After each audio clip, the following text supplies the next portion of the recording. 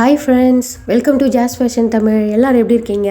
இன்றைக்கி நம்ம என்ன பார்க்க போகிறோம்னா குக்கிங் ரெசிபி தான் பார்க்க போகிறோம். காலிஃப்ளவர் பக்கோடா எப்படி செய்யறதுன்னு பார்க்கலாம். அதுக்கு என்ன பண்ணோன்னா ஃபஸ்ட்டு ஒரு காலிஃப்ளவரை எடுத்து பீஸாக கட் பண்ணி எடுத்துக்கோங்க. கட் பண்ணி எடுத்துகிட்டு ஒரு அடுப்பில் கடாயை வச்சு ஏதாவது ஒரு பாத்திரம் வச்சு தண்ணி, கொஞ்சமாக உப்பு, கொஞ்சமாக மஞ்சத்தூள் சேர்த்து நல்லா கொதிச்சு வந்த பிறகு நம்ம கட் பண்ணி வச்சுருக்க காலிஃப்ளவரை அதில் ஆட் பண்ணி ஒரு 5 மினிட்ஸ் அப்படியே வச்சுடுங்க. அதில் இருக்கிற பூச்சியெல்லாம் இருந்ததுன்னா அதெல்லாம் ரிமூவ் ஆகிடும்.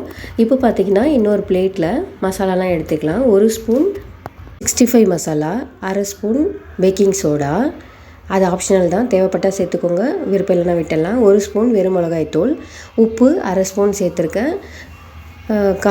கடல மாவு வந்து 2 ஸ்பூன் ஆட் பண்ணிக்கோங்க. ஆட் பண்ணிவிட்டு கார்ன்ஃப்ளவர் மாவு 1 ஸ்பூன் 1.5 ஸ்பூன் ஆட் பண்ணி நல்லா அதை மிக்ஸ் பண்ணி எடுத்து வச்சுக்கோங்க. இப்போ நம்ம சுடு தண்ணியில் போட்டு எடுத்து வச்சுருந்தோம் இல்லைங்களா, அந்த காலிஃப்ளவரும் எடுத்து அந்த இப்போ மிக்ஸ் பண்ணி வச்சுருக்க அந்த பேட்டரில் ஆட் பண்ணி நல்லா மிக்ஸ் பண்ணிக்கோங்க. தேவையான அளவு தண்ணி விட்டு நல்லா மிக்ஸ் பண்ணிகிட்டே இருங்க. 1 ஸ்பூன் இஞ்சி பூண்டு பேஸ்ட்டு சேர்த்து நல்லா மிக்ஸ் பண்ணிக்கோங்க. மிக்ஸ் பண்ணி பார்த்தீங்கன்னா தண்ணி விடுற மாதிரி இருந்ததுன்னா இன்னொரு ஸ்பூன் கடலை மாவு ஆட் பண்ணிக்கலாம். இப்போது கொஞ்சமாக கருவேப்பிலை சேர்த்து ஒரு 10 மினிட்ஸ் நல்லா ஊற வச்சுடுங்க. அப்போ தான் நம்ம எண்ணெயில் போடும்போது அந்த மசாலாலாம் பிரிஞ்சு வராமல் நல்லாயிருக்கும்.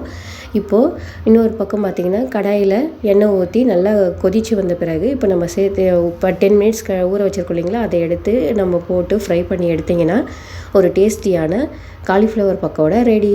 நீங்களும் செஞ்சு பார்த்துட்டு எப்படி இருக்குன்னு எனக்கு கமெண்ட்டில் சொல்லுங்கள் ஃப்ரெண்ட்ஸ். மறக்காமல் லைக் பண்ணுங்கள், சப்ஸ்கிரைப் பண்ணுங்கள்.